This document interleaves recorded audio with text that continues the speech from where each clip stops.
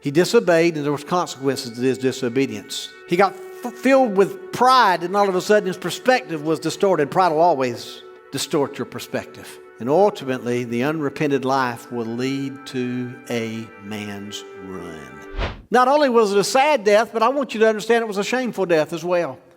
And what I mean by that is, it was a culmination of Saul's choices that led Saul to this day. I want to repeat what I just said. It's a culmination of Saul's choices that lead him to this day.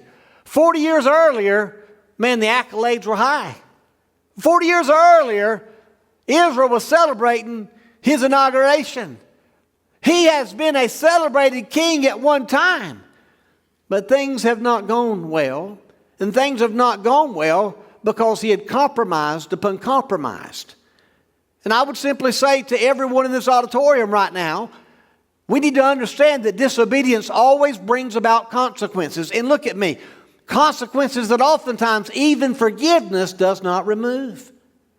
I was asked in my discipleship group this past Thursday a question about forgiveness and consequences. And I said, it's almost like this. And Ron was sitting beside of me. I said, let's say Ron goes to Fuquay Arena and robs a bank. I said, he can come back to the church and say, preacher, I need to meet with you. And tell me in confession that he robbed the bank. And he even give me the money to carry back to the authorities because he's so sorry that he robbed the bank. But guess what? Even though he can be, in very well with that type of repentant spirit, be forgiven, he's still going to jail. Because there's consequences to bad decisions. And forgiveness does not take away those consequences. Boy, everybody needs to hear what I just said because we almost act as if there's some magic wand. Oh, I'm sorry, the consequences are all gone. There are consequences to bad decisions, and Saul is living out the consequences. And I want to say to you what I thought about when I was working on the sermon. A fall, especially somebody that's prolifically high in nature, that everyone knows their name, the fall doesn't happen at the headlines. The fall happens little by little long before the headlines are made. Would to God we all would recognize what I just said to be true. We sometimes hear of somebody that made a terrible decision. So-and-so left their wife, or so-and-so left their husband and ran off with. That didn't happen overnight.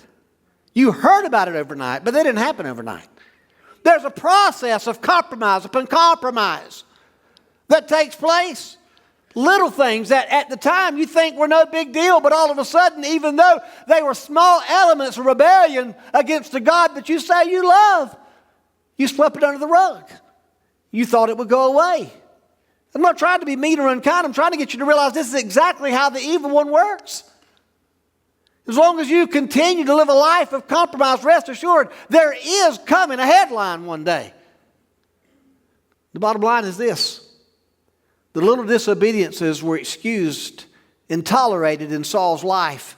We recorded them. We've covered them as we've covered the last 8 months. We have seen the inconsistency. We've watched him sweep under this disobedient move and this rebellious move and this justification of sin. We've watched it, and now all of a sudden we see the culmination of this, and he and his sons are now dead. We watched as a man that was at one day celebrated goes to a witch for advice, goes to the occult because he's no longer going to God, and there's no need for him to go to God because God was silent to him. I submit to you, sadly, and I struggled to write this down in my notes, but I put it in my notes anyway. Sadly, Saul deserved this fate. I'm going to pause and let you go. I can't believe you just said that. But Saul did deserve this fate. I even said a step further. For all practical purposes, Saul chose this fate by his rebellion to God. For all have sinned and come short of the glory of God. The wages of sin is... That Greek word thanatos is a strong word, isn't it? Death. Saul's death was systematic. He disobeyed, and there was consequences to his disobedience.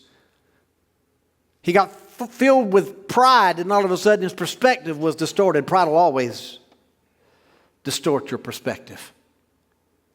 And ultimately, the unrepented life will lead to a man's ruin. I'm going to pause. I'm going to ask you to be honest with yourself. Are you on this path right now? No one knows but you now. I'm not ignorant, nor am I fishing in a pond that's not accurate to fish in. I promise you, there's somebody in this auditorium right now that you're living this life, this secret sin that you think no one knows about. And you might be right, except for you and God. I'm submitting to you right now, you'd be wise to get off this path. Because the path ends ugly. The path is ugly. Let's go to the second thing I want you to see, and that's the lessons from a fallen life. You see, Saul's death is more than history that we read about in the end of 1 Samuel. Saul's death is a teacher to you and to me this morning.